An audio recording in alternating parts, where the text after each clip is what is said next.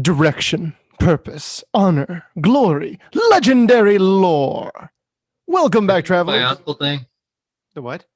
Isn't that the Bionicle thing?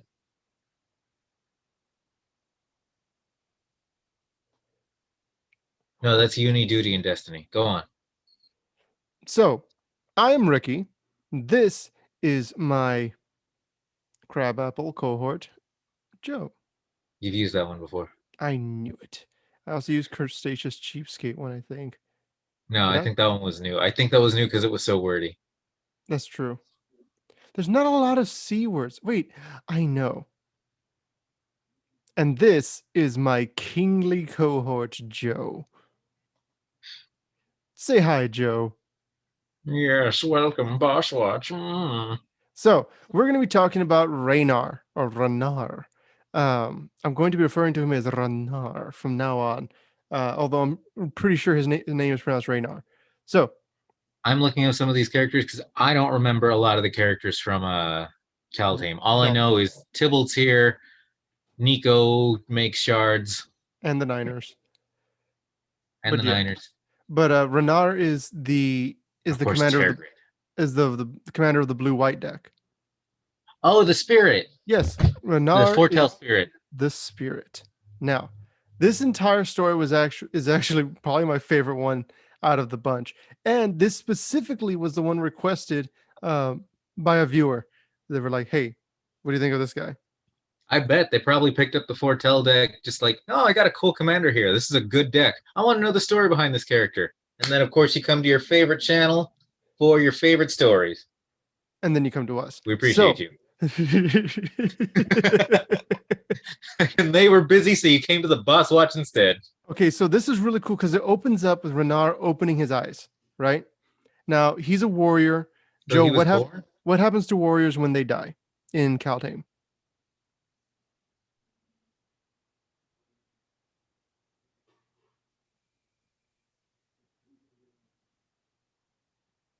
I got nothing. They are taken to Starnheim, which They're taken to Starnheim by the Valkyries. And by when the Valkyries. yes, because they like Yes. died a glorious battle kind of deal, right? Now, Sure. that did not happen for Ranar because he I'll just read what it says. A memory fading, the last of the children he had trained. So he trained them, right? Stepping through a rift between realms just as it stitched shut. The gray bulk of raiders, their horns black and stinking, trailing smoke as they charged. Snow in a cold stone courtyard. The clash and scrape of hobnail boots, a wet thunk of his axe on demon flesh, and the vile, steaming blood. A pile of demonic dead and Renar's duty complete. Save that story because all of those are going to be song titles on our first album when we become a band. It's so beautifully done because it's such Snow on a stone cold cobblestone. but basically, Ranar died in battle. He had a bunch of children warriors that he had trained, kind of deal, and he watched them go through a doom scar to another realm, and that's where this fight happened, right? Sorry, not a doom scar. It was an omen path. Doom scars are things that never happen, and it's basically just total destruction when multiple realms all clash together and make a giant rift that basically are catastrophic and don't happen that often. Now, that said, Renar, he gets up, he sees a bunch of arrows in his chest, he pulls them out, and little wisps of green come out. He's a spirit. And he's like, wait. Spirit's blood green? Well, it's just like a green wisp because they're the fairy dust. But the point is, Renar is not in Starnheim because in Starnheim you're basically taken. Your entire body is taken and you're healed and all this other stuff, and you're dead, but you're in that realm. You're in the, up in the sky of Valhalla, basically in Starnheim. But this is Istfell, which is where all the spirits go. All the people that died as children, all the people that died that were just like cooks or the cowards. Everyone that wasn't a warrior winds up here. So he wasn't considered a warrior by the gods, or So he thinks, well, what did I do wrong, kind of thing. mm-hmm. But instead, of like dwelling on it, he sees that he's still got his armor, he's still got his weapon. He's like, I got to do something. So what he does, which is great, I'm sure this is an actual thing they would do. He grabs his axe, he lifts it up and throws it in the air, and then he steps aside and lets the blade fall. And wherever the haft of it, the handle, the haft is pointing, that's the way he goes. That's how I do it. Yeah. So he throws it up in the air, it hits the thing, and then he starts walking. And it's like a desert. It's like a just snow everywhere in every direction. And because he's a spirit, he doesn't know how much time passes. There's no sun, the like there's nothing. It's as if he could have been walking for a few seconds, he could have been walking for eternities, and he does not know. He's dead. He has no hunger, he has no thirst. Everything is just like this dullness to him, right? And so like it says he felt the chill of the spirit, though he would not freeze. He could feel fatigue settling across his soul, but it was not ruining. He could feel this, he could feel that, he could feel this, but everything was like a shadow of what it was. Even he was a shadow of what he could be, right? Mhm. And so he didn't understand why he was in Isfel. He refers to them as the unremarkable dead. That's what they know this place as being, right? And the whole time he's just walking. And sometimes he'll look up and you can see like the faint glow of Starnheim above him. So like the place he wants to be, the place he believed that he deserved to be is up there. And if he looks off to the side, because the whole place is just like, it's like snowing ice, right? And off he can see like the Aurora Borealis kind of deal going on. And beyond that, he sees a giant wolf. Similar, it's basically, it's Sorulf. It's most likely Sorulf. They don't say it is, but it's Sorulf. And Ranar is just kind of going. He knows he can't fight it. It would just immediately erase him from existence because he's a lowly spirit. He has no strength behind his smashes and stuff like that. And so he just like raises the axe above his head and just keeps going, like saying like, "Yep, I see you're there. I don't want to fight you. We're cool." And he just keeps walking. And it describes the vastness of this place. It just over and over. I have the article open to go through it and walk through it. I highly suggest you guys read this story. In fact, at this point, I would say stop watching the video if you haven't read it, if you intend to read it, and read it. We about to Because spoil up in here. yeah, because this is a great story, and I want Joe, when you feel like you figured out something, I want you to like, I guess, just tell me when you figured out what this. Just get ready, it's coming. It'll be coming. It's coming for you, Joe. Anyways,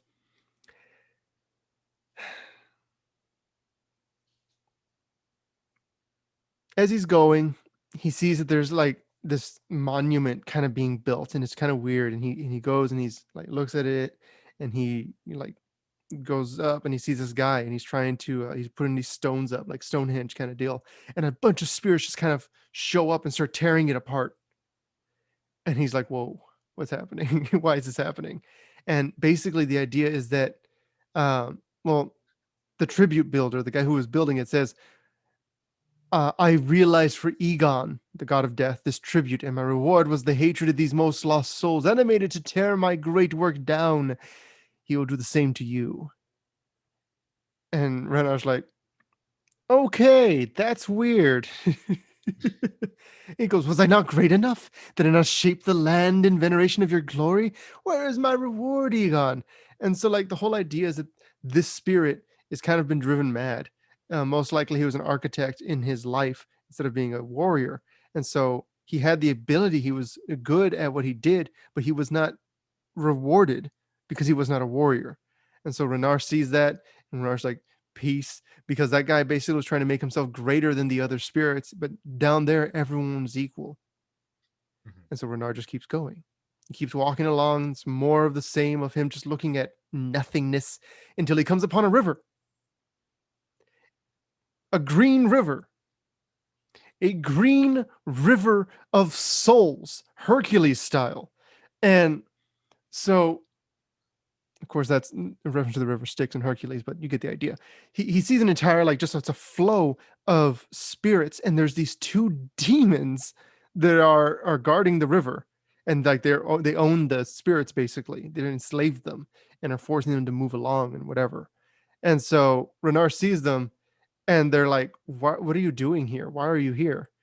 And they think he might be a demon. They're like, no, demons move in pairs apparently. And so yeah, he says that. Where's He your goes, demon buddy? I don't have a demon buddy. Okay, he's not a demon. well, it says right here, revealing faces, twisting the fearsome approximation of faces under war helms, horned and plated with deep set eyes and boiling red. Stop. Ranar did. Why are you here? The two beings stalked towards him. Ranar stood straight back before the two, his axe at rest as they evaluated him. Armor and axe. One of us? He cannot be. He would not walk alone. Yes, he is not for the feed. They swept their spears aside. Continue, spirit.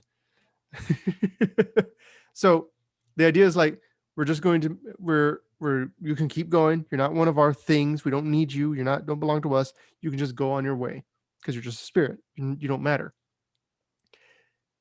And they tell him to ignore the spirits, and Ranar can't do it. He even says, we take our due, our transaction is approved. Like, this is a thing that they're allowed to do. The demons are allowed to take these souls. And of course, Ranar kills both of them. And the spirit, like, he's going to go join the river of spirits, and they say, you've done your duty to us. Don't like trouble us no more. We are free now. We desire only peace, content to wander. But peace is not for you. So Renar's like, okay, I have something I need to do. I have the ability to do it. I have this axe. I was able to save these people. I don't know where I'm going. I'm just following where the axe fell.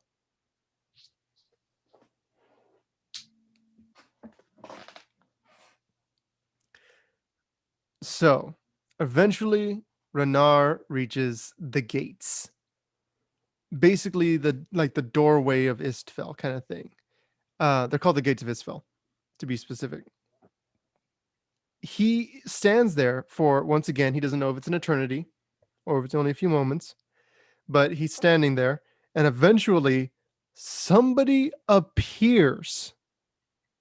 It says, the darkness at the edge of the realm shivered, and a youth walked into Istfell. Deposited onto the bridge, he wore fine but dirty clothing, a sword belted to his waist, and a scowl. He walked with a noble bearing as he drove closer. Ranar could see his wore fine, though simple circlet. Some small noble, or second son of a wealthy jarl, no more than a handful of years past his decade. Curious. So, random guy suddenly appears through a rift. Are you Ranar of Istfell? The youth spoke. He looked alive, full, flush with the full color of the living. Ranar nodded. Good, he said. He dropped to a knee, drew his sword, and held it out to Ranar. Hilt first. My name is Bjorn of Beskir, and I am not supposed to be here. I was told to find Ranar of Istfell, who would help me on my quest. I ask for your axe and your strength to help me in this endeavor. Protect me, and I will see you rewarded. Is this So, Sybil? I'm not saying who it is. So Bjorn is basically enlists his help and is like, yeah, you're super famous. You're Ranar. You're the guardian of the dead, basically. You're a hero. And so as Renar's talking to him, he can actually start feeling things. Like he feels his heart beating, which is really weird for him, which I completely understand because when I got the heart stents, I could actually feel my heartbeat. And it was the weirdest thing because like there's movement in your chest that wasn't there before. So, and you didn't realize that it hadn't been there, I guess is the best way to put it. Kind of like when you realize you're wearing shoes or you realize that your tongue is in your mouth and now you're having to figure out like where it is exactly placed. And you're like, my tongue is unusually large for my tiny, tiny mouth. That kind of thing. What was I talking about? Now I just know my tongue's in my mouth. He goes, oh, I can't continue this video. We'll see you guys next time. So Bjorn is there. He's like, Ranar, you're going to be my bodyguard and you're going to help me. And Bjorn's like, let's do this. And Renar's like, what are we doing though? Where are we going? To Starnheim. Are you coming with me or not? And so Ranar follows Bjorn. He describes to him his sword. With this sword and your help, there already exists a wound in the cosmos. I'll find it and cut open my own door. So Bjorn intends to rip his way into Starnheim, the place where the best warriors are kept, only those who deserve it, right? And so what follows is a fantastic story that I'm not going to get into a lot of detail on, simply because I really want people to read this. They deserve to experience this themselves in its full glory. But Make when sure it you link comes, the article in the description. yes, I'll do that. I'll do that for all of these episodes. That's a great idea, Joe, since these are article based. Um, but yeah, basically what winds up happening is that Bjorn needs to kill 3 kings. Okay. And so the first one is, well, he says he needs the bear, the crow, and the elk, each of these different kings, right? And so the circlet he's wearing, right, when that he takes from the first king he puts on, it has like an elk's antlers on it, kind of thing. So then they're gonna kill the crow, and then they're gonna kill the bear king, and all of these are different kings of Istfell. So these are This like, brave. um, so yeah, The Bear King. they go through the first one, then they Have go the through power to the change second your one. fate, would you? The the what? If you had the chance You to change have your the fate. power to change your fate, would you? Yes, Joe. So they get to the second one, right? I never heard And that name. I just remember they called him the Bear King. the Bear King. No, it was more like the Bear King. So the Crow King, You know, because they had that like Scottish accent. yes. So Usually basically, Scottish accent. he says the Bjorn tells him, "Throw down your mask and crown, flee with your people, and I will spare you." The Crow King specifically, because all he needs is the crown. That's what he wants from these 3 guys, right? Mhm. And so the guy's like, no one who finds themselves in Istfell thinks they were judged correctly. It is as it is in the realms of the living. You must find a way to live despite your fate. And so basically, Bjorn kills the Crow King, because obviously he does.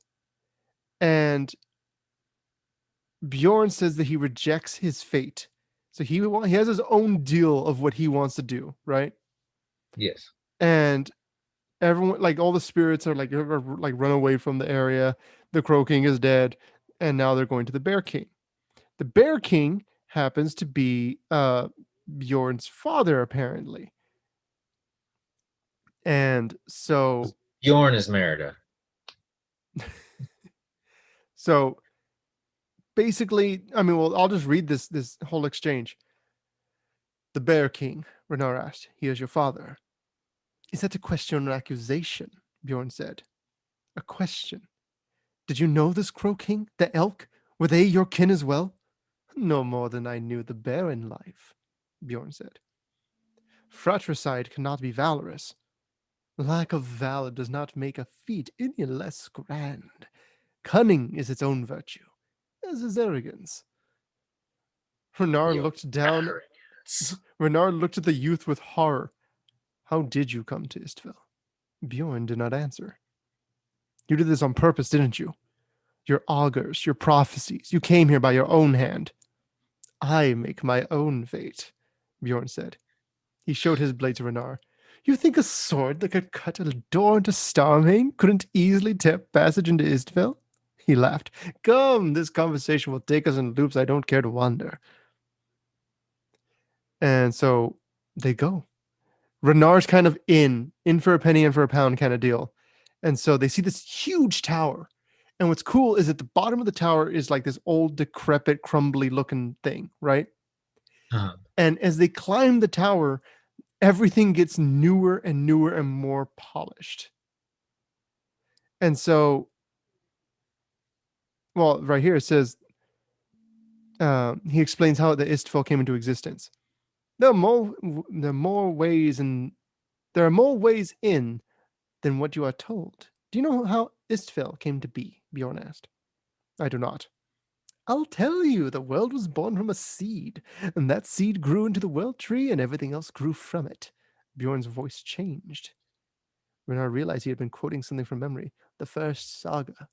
The first time humans tried to condense the wonder of creation into words. What else are you going to do with our time? And so, basically, they talk about how Istfell formed under the shadow of the tree. Think of how plants underneath a tree, they don't grow as well. They kind of decay, and and you basically just have a ring of dirt around a tree that has very thick leaves, right? Hmm. And how the fruit at the top is the most like fruitful. It's the most like healthy. That's the heart of the tree as far as power is concerned, and that's where Starnheim is, and that's where they're so farly like apart. So the tower itself, they start to climb it, and they start. Ranar realizes that he has like completely fleshy bits now, where like he gets cut in an attack and he can bleed, stuff like that. Like he's alive, which is what you would feel if you were in Starnheim. And so they reach the Bear King. Bear, you know why I'm here. The Bear King nodded. Indeed. And you know who I am. The Bear King nodded. Indeed. So then why do you block my path? We are guardians of this realm, and we stand against those who would send it to ruin. I demand you stand aside. No, my lord. We stand against all threats to Istfell, threats from within and without. So be it. You'll find the cosmos far less kind than I. With that, Bjorn strode forward, sword ready, and charged. What comes is a fantastic fight, and in the end, Ranar realizes that things are a bit on the shady side when it comes to this guy. Oh, he And finally realizes it. yeah, well, he's had misgivings the entire time, but then like it's too much. And so this is what while this is all happening, Bjorn kills the king. Renar's very badly wounded. So the Bear King is the only thing left. It's the last obstacle. They got past all of his guards, and so Ranar and Bjorn, they go together. They charge. Bjorn ducks, lets the Bear King's weapon tear into Ranar, actually leaving a trail of blood and spirit essence trailing through the air. And the Bjorn King is felled. He's knocked down, The and Bear it's King. what? The Bear King. Yes. What did I say? The Bjorn King. The Bjorn King. Yes, the Bjorn King. The Bjorn King. um. Okay, so the Bear King is on his knees. He's The going Bear King down. is dying. The Bear King. I said it right, right? Yes, the Bear King is dying. The Just to Bear catch King is everybody. on the ground. He's dying. He says, "You may have fooled the elk and the crow, but you cannot fool me.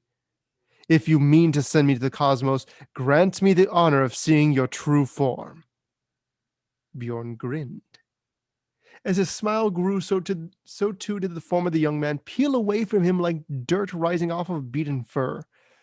Who is Bjorn Joe? Valky, God of Lies.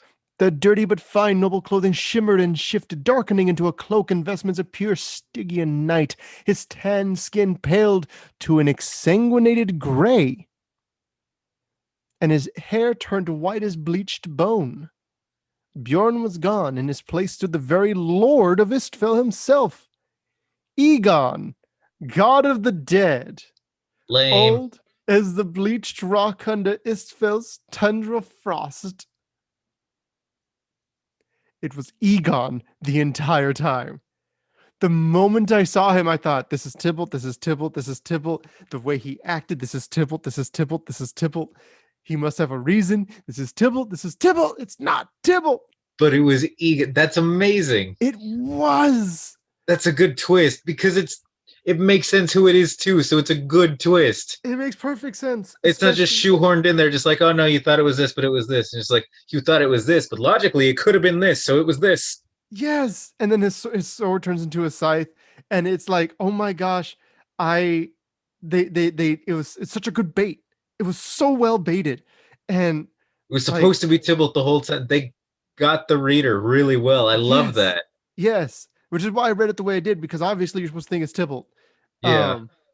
Which, I mean, I know in the commercials Tybalt has a much deeper voice, but I feel like he would have that kind of voice anyways. Their commercials? Yes. So the point is, Egon then says, "Hey, Ranar, are you ready to go to Starnheim? We did it. We killed them all." And then Furja appears.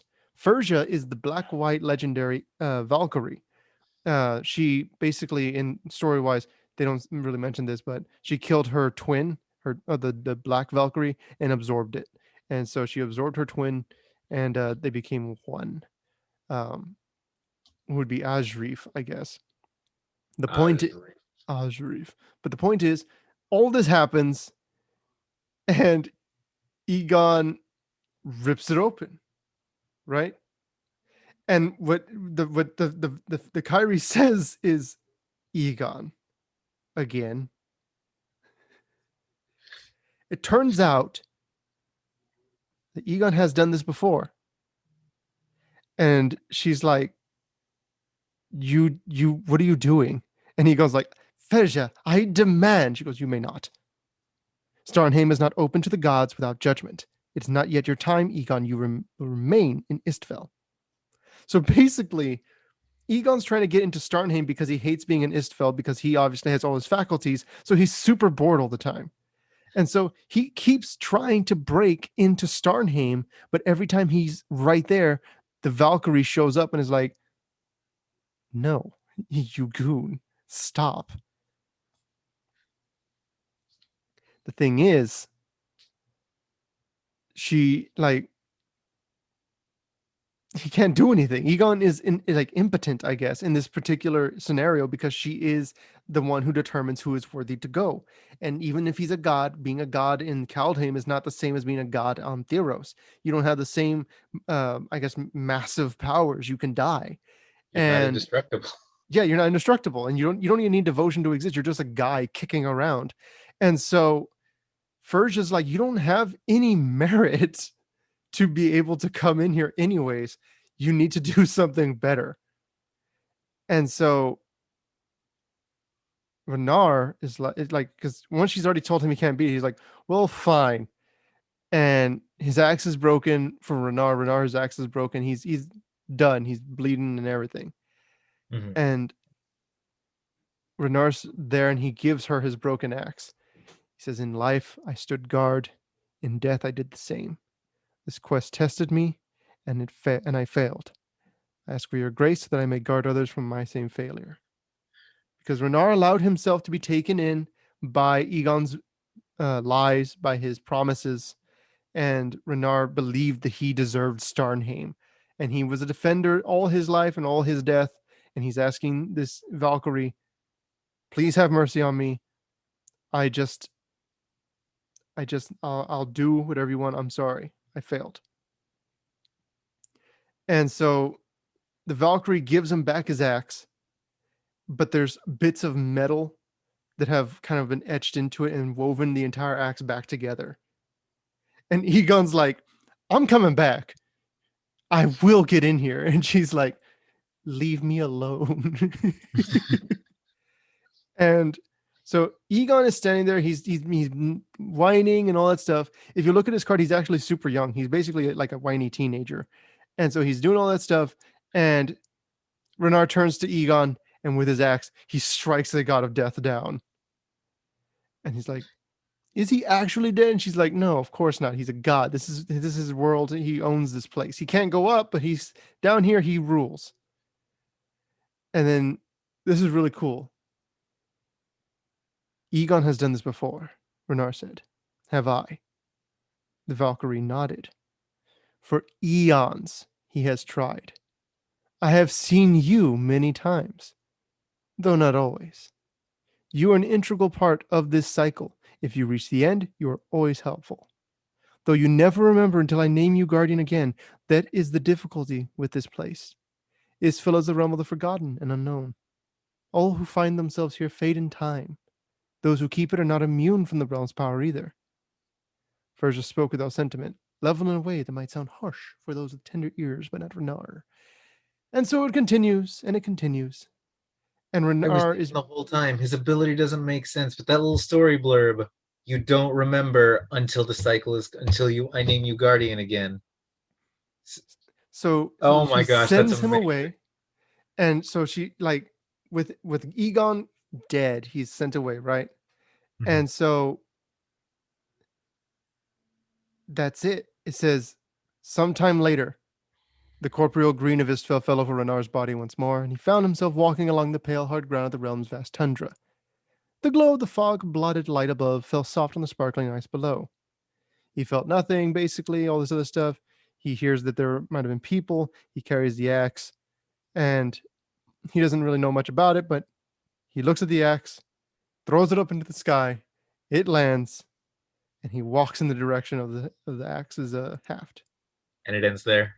Yes, That's so good.